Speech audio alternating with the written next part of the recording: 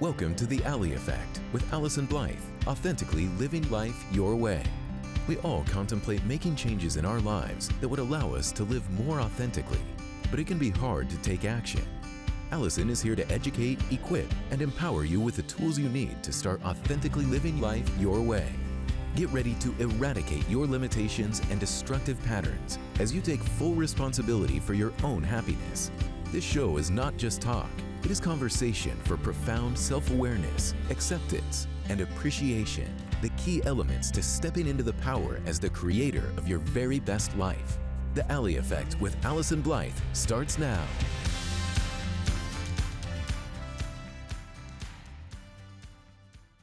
Hey everyone, and welcome. You're listening to The Ally Effect with me, Allyson Blythe, certified life coach and licensed clinical social worker, authentically living life your way.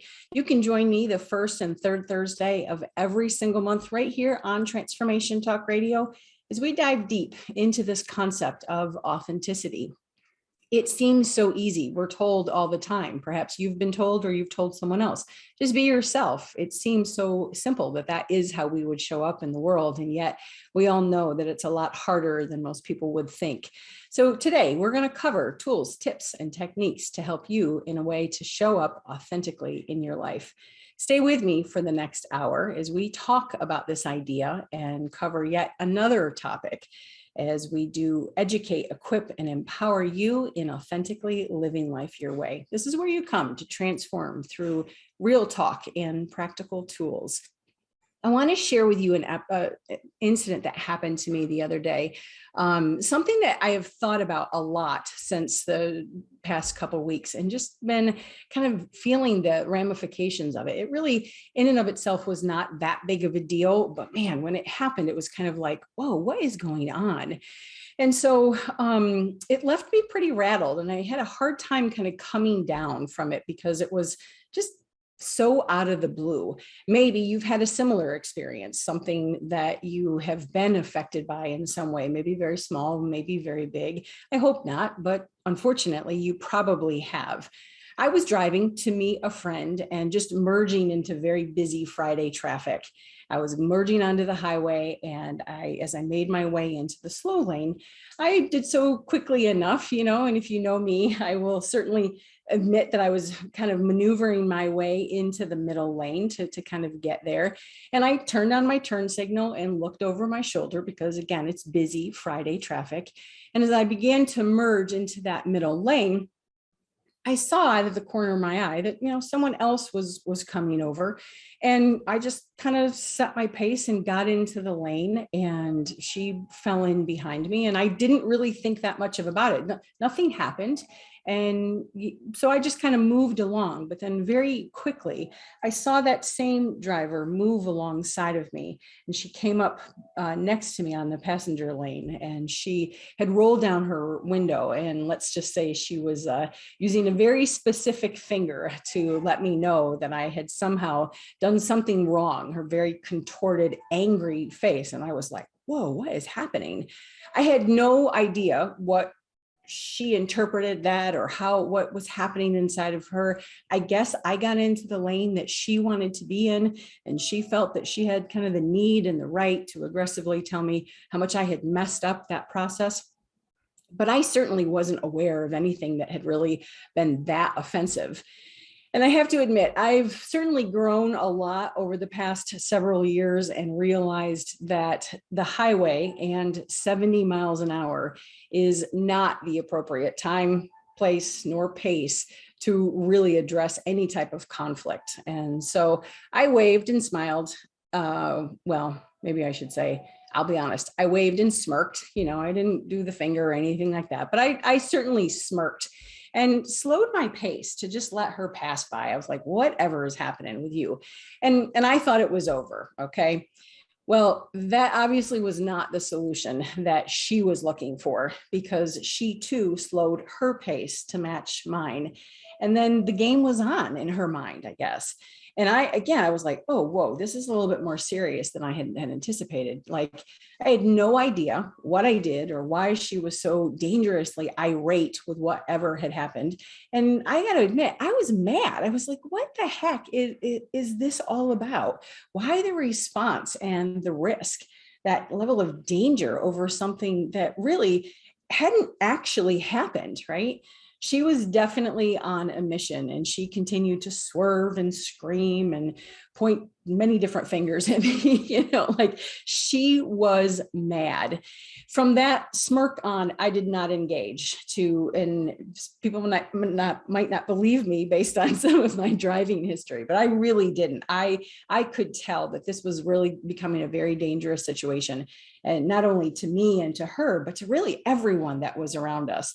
She was incredibly unsafe and really erratic in her meltdown. And I knew it wasn't about me. Like, I knew I didn't necessarily cause that, but it certainly was affecting me. This went on for several minutes. It felt like it went on for a lifetime. If I sped up, so did she. If I slowed down, so did she. She was definitely on a mission, and I had absolutely no idea why. And as luck would have it, the road finally brought her to her exit, which was actually on the left side of the highway, and she was forced to go in a different direction. After an incident like that, you're kind of like, and again, nothing actually happened, but holy cow, I was like, whoa, what just occurred here? I was certainly stunned. I was confused, and I was still really pretty angry about that. I certainly call myself a very strategic driver, but in this moment, I was simply doing what I needed to do by getting over. I did not believe myself to be aggressive, certainly intended no harm, or didn't do anything that I believed to be dangerous or risky in any way. And I still had quite a drive to decompress and kind of be just done with that experience. But man, it was like, whoa, it took me a while. And I've thought about it several times since then. And so I am wondering, like, have you ever had an experience like that? Like something that just happens where you feel almost like assaulted, hopefully not physically, but certainly energetically, something so intense that kind of leaves you just stunned and confused. Like, what was that all about? And I wonder, and here's another perspective for you. And I had to really hold my own feet to the fire on this one. Have you ever been that person? Have you ever been the person to just pop off, react so intensely and fly off the handle over something? Are you someone who really assigns motives to people or kind of personalizes whatever they're doing and kind of go to battle with people? Has this become like a way that you're interacting and engaging in the world? I wonder sometimes, how is it possible that we live in a world that these types of occurrences are almost becoming more of the norm and something so minor, right? Getting into a lane before someone else does, and definitely accidental, not intentional at all. But that suddenly it becomes a threat to people, their sense of safety and the well-being of people around.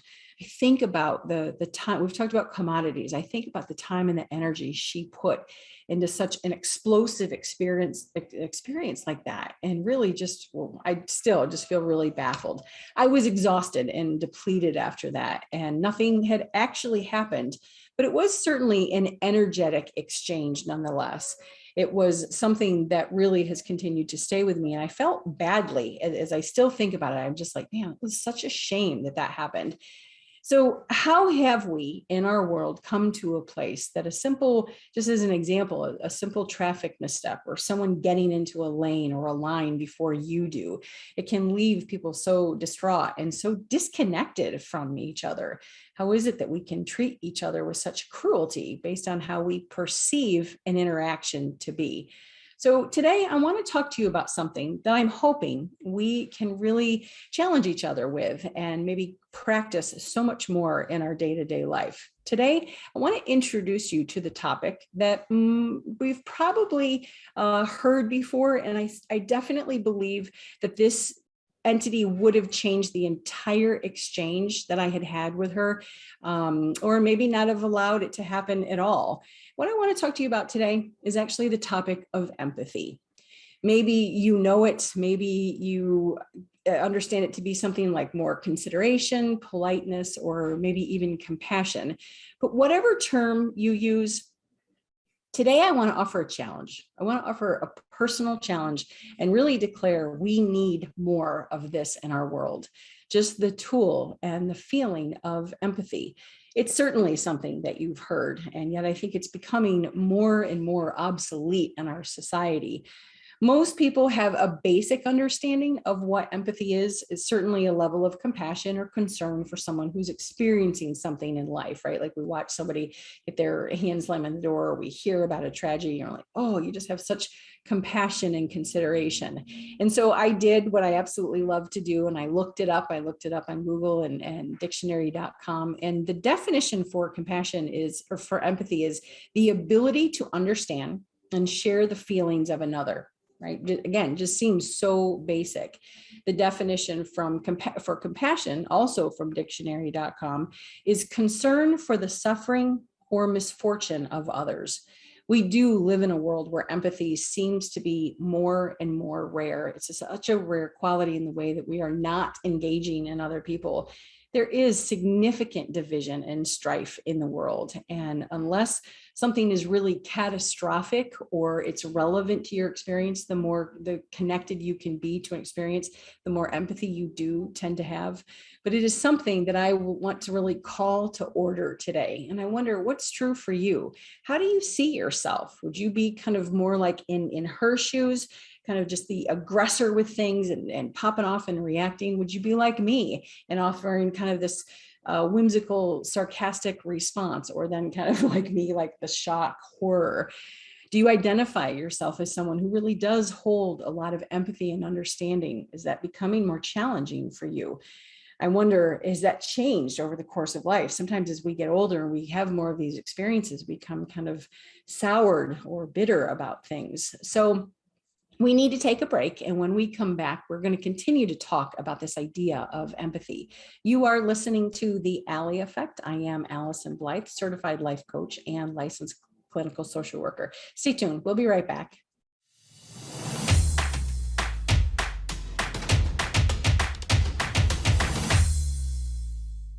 We're back here on The Ally Effect with me, Allyson Blythe, certified life coach and licensed clinical social worker, authentically living life your way, talking today about this concept of authenticity and empathy. Before we continue, I want to make sure you know how to be in touch with me. I have a good old-fashioned landline at 859-341-7773. I'd love to hear from you. And if you want to email me in today's day and age, it's AllysonBlythe@live.com. And if you want to check out my website, see what's available there, that is AllysonBlythe.com. Any social media format, Allyson Blythe Life Coach, if you just need a dose of positivity and encouragement throughout your day, it's a great resource for you that's available at any point. Today's topic, empathy. And I shared with you an incident that I had in terms of like this road rage and the intensity of like, what in the world is happening in our world? It's really caused me to think quite a bit. And I did share the definition of empathy, the ability to understand and share another person's feelings. Just, it seems so basic, and yet it's not really occurring much in our world anymore. And I want to share with you a story about a client named Fran. And Fran and I have seen each other off and on for many, many years. And I'm usually just a touch point for her, someone where she comes in and tries to process through some things that are going on. And I know Fran very, very well. And she came in one day and I could tell she was in the midst of it, right? She was irritable. She was fussing, griping about a lot of stuff, and just seemed to be pretty mad and worked up. And during the course of our session, she had said, I have lost my compassion for people. I seem to care more about animals and being in nature. And I can hardly stand people. And, again, sadly, I think a lot of people can relate to that statement. And so during the course of it, as I was helping her process through, one of the things she started to happen is that she actually started to cry once the fuss and the irritation started to settle down, she could get in touch with just some of the pain. She's a teacher, ironically enough. And having very little tolerance because she was witnessing students and parents and administration and just kind of, again, this war that people seem to be having with each other. And so she too was starting to, what I refer to as like porcupine, going through life with those hard, sharp quills. It's a protective measure that a lot of people have. It's that irritability and that impatience with people, that reactivity that ultimately, and I know this to be true about Fran, and maybe this is something that you can relate to, that soft underbelly, that place where we just stay very protected from because it hurts to be out in the world with that part of us leading out. And so I know her well enough that when she's in her protective measure with those irritable, reactive quills, it actually is such a protective measure. And underneath what I could see was her deep grief about the state of the world. And I do believe that we live in a world where it's not becoming a natural practice. And I'm starting to wonder, what if we started to hold each other accountable and we began to decide, like we made a decision to practice more empathy in the world, how we relate to one another, the lens through which we see. I believe this traffic woman believed I was trying to do something, right? Like the lens through which she saw that interaction. I wonder how much empathy would change the course of conversations or interactions as we began to kind of check ourselves with this. And like, wait a minute, I need to bring empathy with me when I go into these experiences. I wonder, like, if there were an empathy scale somewhere on the world, like if you could measure yourself, where do you think you would be? Do you think you would be higher on the scale? Or do you think it's really just very painful for you to show up in that way? I know for Fran, she probably would have said in the beginning, 0, like she had no empathy. And as during the course of that, she certainly didn't go up too high, not an 8, 9, or 10, but maybe more like a 4 or 5. And that's okay. I'll take it. I'll take any kind of progress that is. Are you someone in the world who struggles, that you have a lot of impatience, judgment, and reactivity? Are you really critical of things that are happening? And I wonder, why is that? Where is that coming from for you? And what's underneath it? Are you quilled and kind of curled in to protect certain parts of you? We all have patterns of thought. There are all things that are happening inside of us, like these reactions that we have, or the ways that we see people or exchanges that we have. I talked about in that episode, the top 10 things of what not to do. I talked about our patterns of language with each other. And I'm realizing as I'm talking about this, like it's also important in terms of patterns of thought. Do you assign motives to people?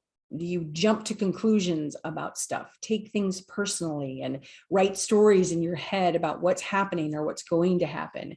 And can you see in situations like that, how that actually fuels your perception about something and the emotion without ever stopping to really check, like, what do I know for sure? Or is this happening?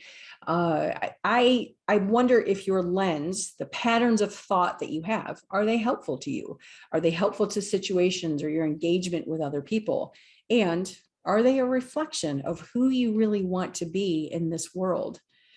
2020 was, there's all kinds of talk and understanding and probably research at this point about the impact of 2020 and the years since then. And we were forced to face things in the world that I don't think any of us ever really saw coming nor imagined to be the case. And I believe that there's been a shift in our world. And certainly it was brewing before, years in the making with some of this. But I believe that entire season, and now even continuing, it's magnified a lot of our dysfunction, our divide, the pain that we have collectively in the world, and the coping mechanisms that we often use in our world and what's become normal, so to speak. And then re-entry, as hard as isolation and all those changes were, re-entry has been just as difficult, if not more difficult for people. And this whole sense of like getting back to normal, like what does that even mean? And people who are trying to create new routines and new patterns and ways of connecting. As nice as a reset really sounds, it has been a struggle for a lot of people. There was a disruption in everything we knew to be true, in the ways that we did things and functioned. And I think at the core of what's really happening, like again, if we could go into that collective soft underbelly, I think what's happening is that people are just scared. People are so shook up about what's going on, and it's changed the ways we relate and treat one another. People are scared and feeling susceptible, even now, years later.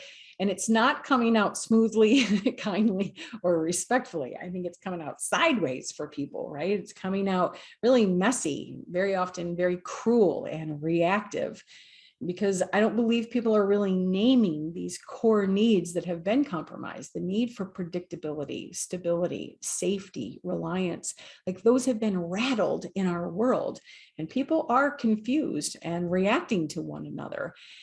At the end of 2020, I actually taught a workshop that was WTF 2020, and really, what we might decide to be true about the WTF, but really why the fuss, where's the focus, and what's the future were the topics of that. And we addressed in that workshop, when you squeeze a lemon, what is it that comes out of it? It's certainly not apple juice. It's not grape juice. You don't get walnuts when you squeeze a lemon. What comes out of it is lemon juice, because that's actually what's inside the lemon. The squeeze, the circumstance, just simply provides an outlet for what's inside to come out. So I'm wondering, as you've been squeezed through the course of life, what is it that's coming out of you? There is no doubt, I don't know a single soul who gets through much of life without being affected. Life does not leave us unscathed in any way. Life will definitely squeeze, and there's no doubt about it, that it impacts us greatly. And I think that some of the struggle with this is that a lot of times people will believe that bad stuff shouldn't happen to good people. And when it does, it can be very shocking. And people want to believe that this is a cause and effect world, that good things happen to good people and bad things happen to bad people. And we all know that that is not the case. Tragic stuff happens all throughout life. People die, people leave, really good people even do really horrible things. They lie, they cheat, they deceive, they steal, they do all kinds of things. And like I said, even really good people do these really crappy types of things. And life sometimes hands you a deck that's so hard that you're just like, you don't even know really what to do. I think back to that simple traffic exchange, that really has left me rattled, and then the greater scope of life with things that leave people just so deeply affected and sometimes even scarred. What are the life experiences that when you've been squeezed, what are the things that have created the squeeze for you? And when that happens, what is it that comes out of you? Are you someone who kind of falls prey to like fear and panic? Like, do you just kind of lose your mind for a little bit? Do you rage, kind of like what Fran was doing with kind of like this irritability and rage component? Do you blame, look for someone to hold responsible for things? Or do you catastrophize? I call this my homeless under a bridge thinking that, something happens, they're loading up your cardboard box, just knowing that you're going to be homeless under a bridge. Do you awfulize or catastrophize things when something happens? Do you become very rigid and controlling when stuff happens? Or are you on the opposite side? Like, do you have a deep-seated faith and trust that life works out the way that it should, and sure, bad stuff happens? If that's how you're wired, I want to talk, because I need some of that. I know that is not my first instinct. I do tend to go to that reactive level when things happen in life. Our thoughts are very trained. It's estimated that we have about 60 to 70,000 thoughts a day, 90% of which are the exact same thoughts we had the day before. Our reactions, our thoughts are habitual, and rarely do we stop to think about how well they're serving you. So what is it that comes out of you? Are you someone who engages in those patterns of thought where you are awfulizing, or you are jumping to conclusions and you're assigning motives to people? And can you stop to see for just a minute how much that fuels the intensity of everything that's happening in our world? We are all under tremendous pressure. Some of it very self-induced, right? Like we take on more than we should, or we have these patterns of perfection or whatever it might be. And other times it's just real life pressures and circumstances. People are increasingly combustible and it's intense, and pressure just seems to continue to mount. There is so much that's happening in the world that we often don't stop to check in with how we're doing or what it is that's going on inside of us.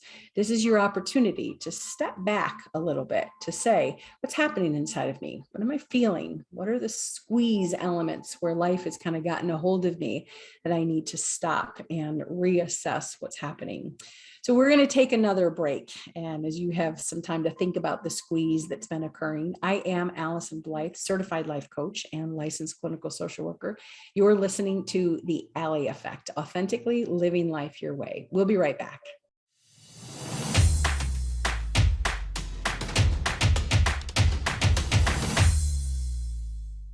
We're back here on The Ally Effect, authentically living life your way. With me, Allyson Blythe, certified life coach and licensed clinical social worker. A show all about authenticity and really offering tools, tips, and resources, techniques for you to live life authentically.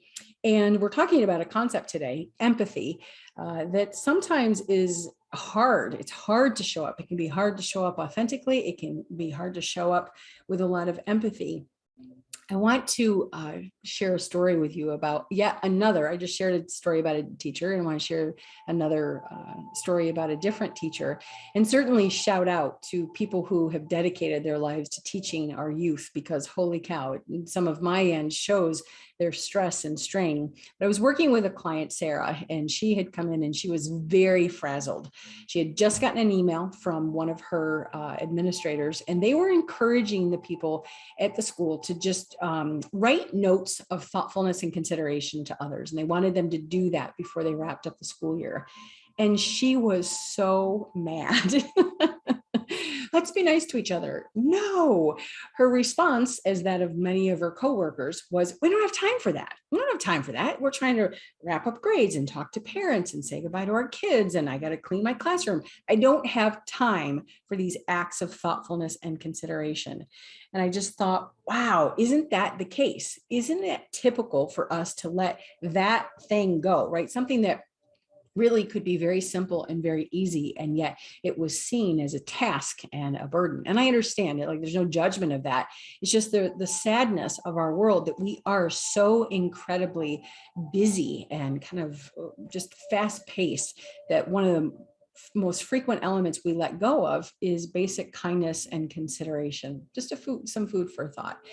So I believe that I may single-handedly keep Google and Siri very well occupied. And so as I was thinking about this topic and kind of processing through, I found some quotes that I thought could be really helpful.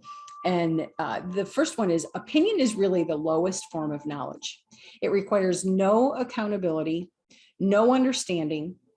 The highest form of knowledge is empathy. It requires us to suspend our egos and live in another's world.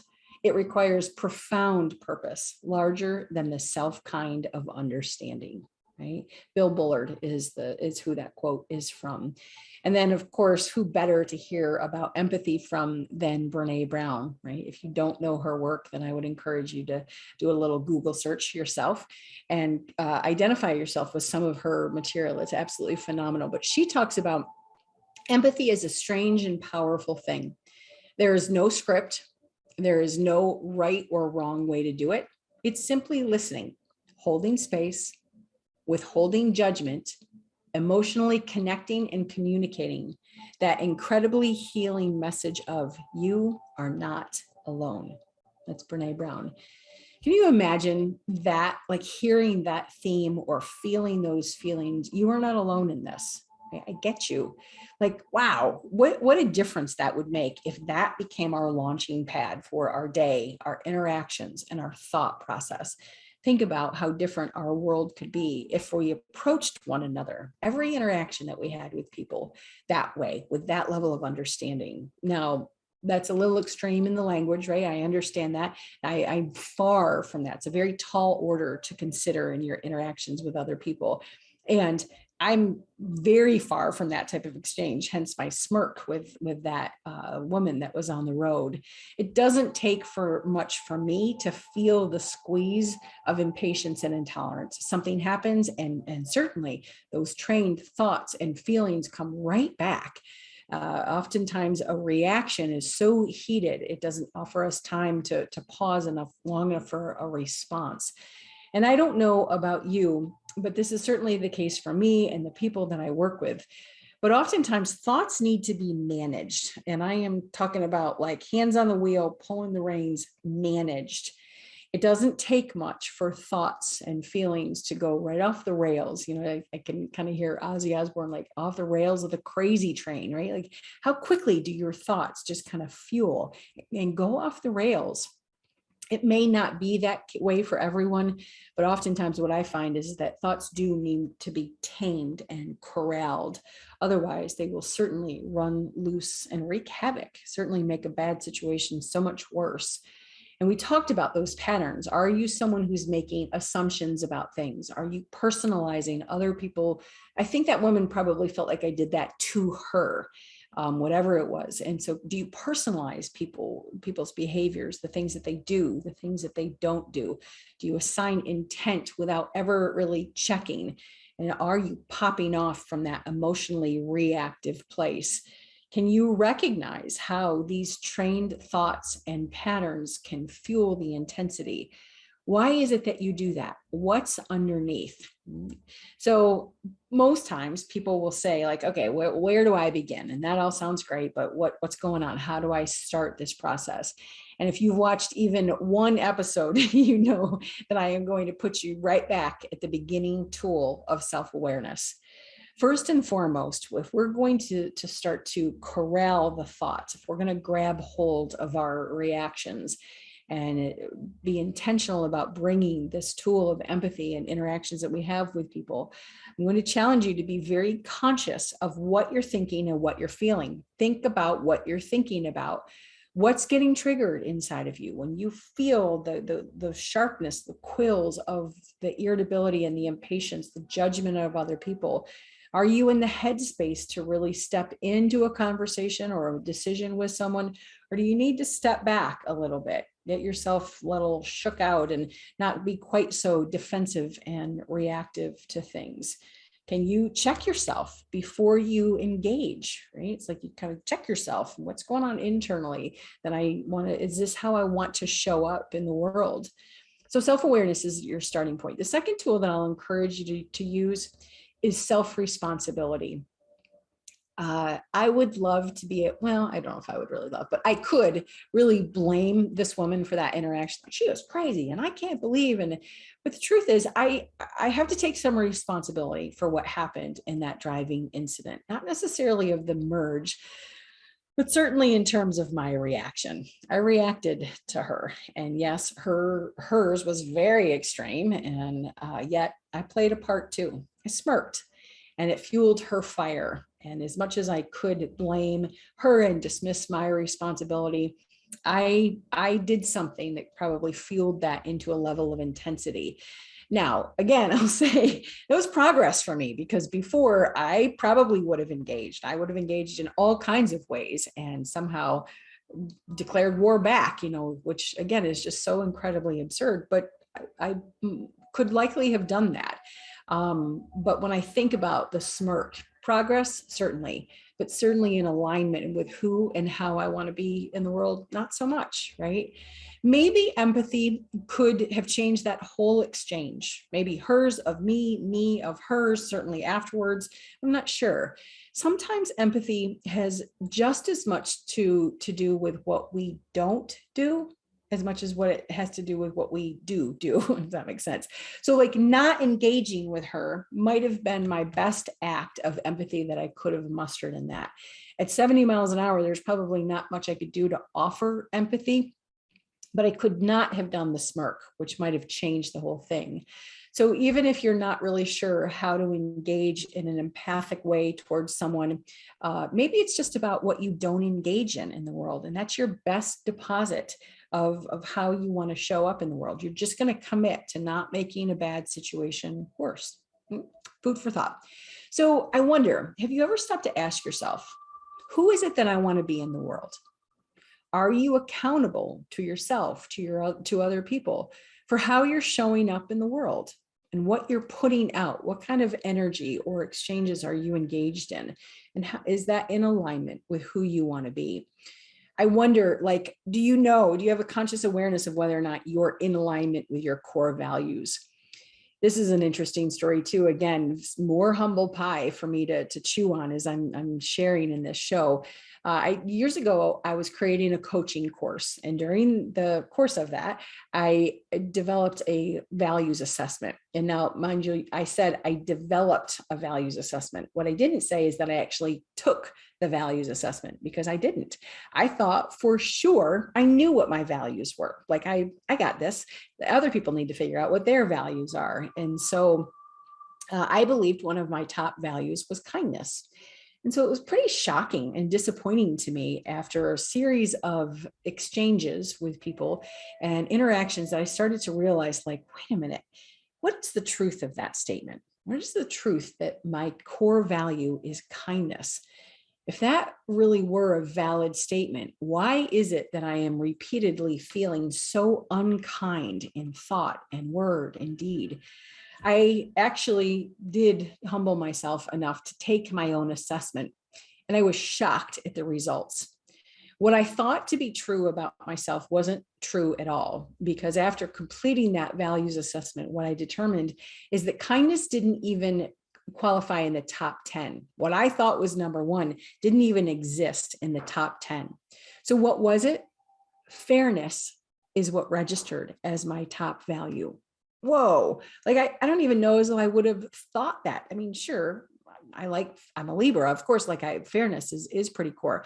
But in terms of a value, in a world that is ridiculously unfair most of the time, it made sense suddenly that I was walking around feeling triggered and frustrated and irritated, and therefore kind of evoking these feelings of being unkind.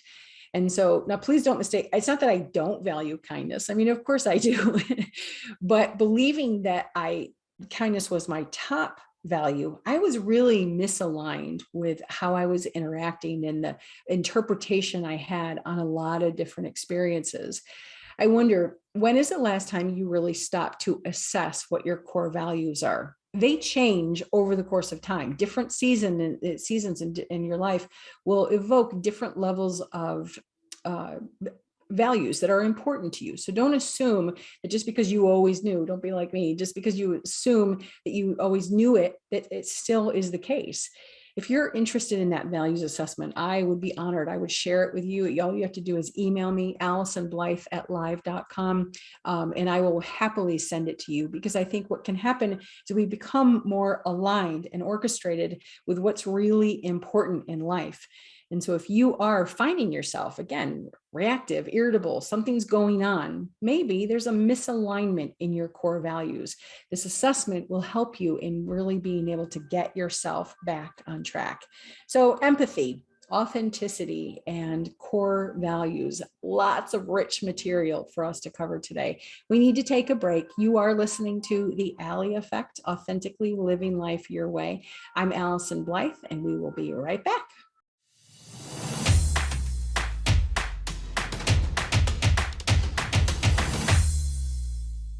We're back here on The Ally Effect, Authentically Living Life Your Way, with me, Allyson Blythe, certified life coach and licensed clinical social worker. Today, addressing a topic of empathy and how it can support you in really showing up in life more authentically, and certainly your core values.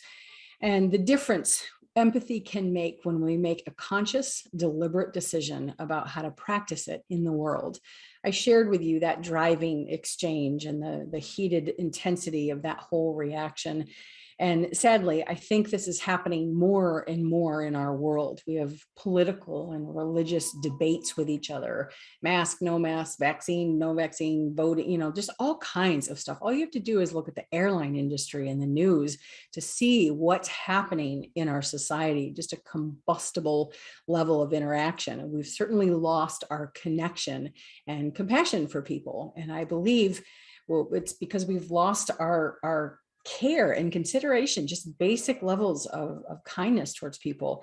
And so most people, me included, are just so incredibly busy and so focused on themselves, right? Like we've got this tunnel vision that's happening that we're not aware of other people. Fuses are incredibly short. Reactions are very heated and strong. And it's hard to know what to do or where to begin sometimes. And I was sitting the other day with my client named Mara, and she was really kind of letting me have it, kind of just the idea that she said, it's hard to let your guard down in this world. She talked about when she was younger, kind of living very much that soft underbelly, heart wide open. And she said, yeah, that wound me up, broke, in debt, heartbroken, jaded. She was like, no way am I doing that again. People are difficult and they're not always trustworthy and kind. And how do I really commit to doing this? Because I got myself really hurt. And so I can relate to that. Maybe that's how you feel too. It's like, never mind with all that stuff. It's not worth it to me. But remember, we're talking today about empathy. We are not talking about living without boundaries, because please don't mistake the two. You can be a very empathic, supported, compassionate person with still very strong, rigid, clear boundaries. The more boundaried you become, the more empathy you're likely to experience in the world. The more in charge of your own experience and your ability to use your words, yes and no, more effectively will actually allow you to have more empathy for people. This show is a resource for tools, tips, and techniques to help you with boundaries, decision-making, spending your commodities of time, energy, and effort. If you're confused about a starting point with any of that, or you don't really know the language of how to become more boundaried, past episodes are filled with resources to help you do that. I don't want you going through the world with this soft underbelly and not knowing how to effectively protect yourself. We don't need any more quills in the world. We need things like boundaries and spending commodities. So again, go back to some of those resources. Check out my website, AllysonBlythe.com, so that you know kind of how to do this and use this tool of empathy. The more secure and stable you are, you will be able to navigate life differently this way. So we talked before about how do we start this practice of empathy? Where do we really begin? And I pointed you towards self-awareness and self-responsibility, really good starting points for you. And again, if these tools aren't making sense to you, check out the SOS episodes. Sense of self, SOS, all of these tools are covered in that material. I want you to think about it. A situation like this, that I was at the grocery store the other day and I was in a hurry. I was already saying, I was feeling, I was tired. End of the day, and I had to stop by for a few things and I was just rushed. And from aisles away, I could hear a baby. I could hear the fuss and the fight and all of this. And I just kind of internally, maybe even externally, rolled my eyes like, oh, I just don't want to hear all of that. And continued, as I wove my way through the aisles, all of the fuss and the chaos started to it got even louder. And then there I was, in the aisle, and I could see this mom, not only with one child, but actually three. And I could feel myself having that type of irritable, impatient reaction. And all of a sudden I was like, to myself, like, come on, do you think she's doing that on purpose? Like all of the things that I'm trying to talk about, I had to challenge myself with. And by the time I got even with that mom, my thoughts had just been really, really cleared. And I did have that. And I touched the little baby on her hand, which also feels kind of risky these days, but it felt very much like the right thing to do. And touched that little baby on her hand and smiled at the mom and just said, been there. And I continued on my way, right?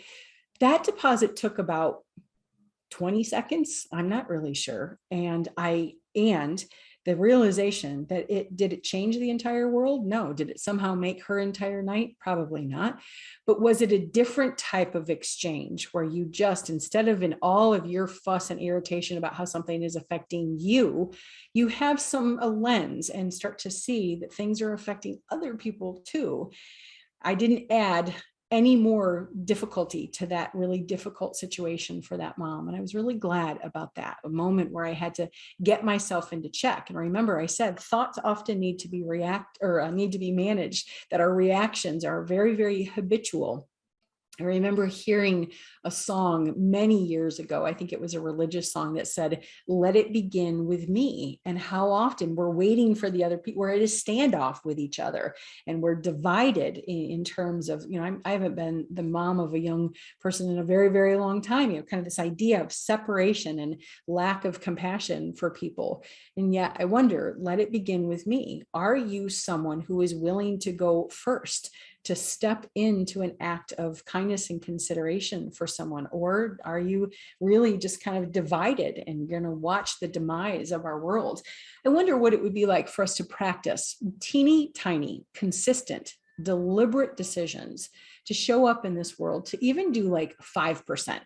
Just 5%. If you started to save a 5%, or you pushed your food away 5% more, or got 5% more activity, think about like the teeny tiny changes that this could make. It is a hard world out there. Self-compassion, which is another SOS tool, is necessary. It can be really hard to navigate through the course of the world. Another tool that I will encourage you to use is the tool of self-anchoring. When things happen and it's so easy to get sucked into a reaction. That woman on the highway and my smirk was an element of me getting sucked into something. I could have gotten very deeply sucked into that, potentially to a very tragic end. And that what ended up happening instead is the ability to disconnect and anchor myself, breath, like getting myself together to decide again who it is I want to be in the world. Be self-anchoring is the tool to really find your breath, get yourself aligned with more in terms of those core values, like we talked about. I could have easily fueled that situation. I could have fueled the situation in the grocery store. And the way that my client Fran was fueling the intensity of everything in her school classroom, right? Like, what is it that you are willing to commit to, and how can you start to practice that self-awareness, self-responsibility, self-compassion, and then also self-anchoring when things really do hit the fan? I want to offer a challenge. It certainly can't hurt. 30 days that you maybe collectively, we all commit to a 30-day challenge of empathy, that we do decide deliberately and intentionally to offer patience, consideration, and care for other people, that we step outside of ourselves, even for just a moment, to see what happens. Ask yourself, who do I want to be in this world? And how can I possibly make this even 5% better? Could you imagine like the freedom and the beauty that could come from that?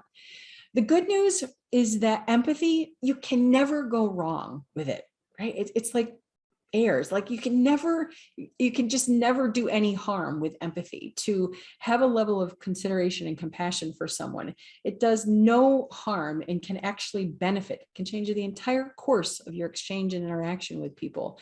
So even a 5% difference, is it going to change the course of the world? I don't know. I mean, maybe collectively it certainly could.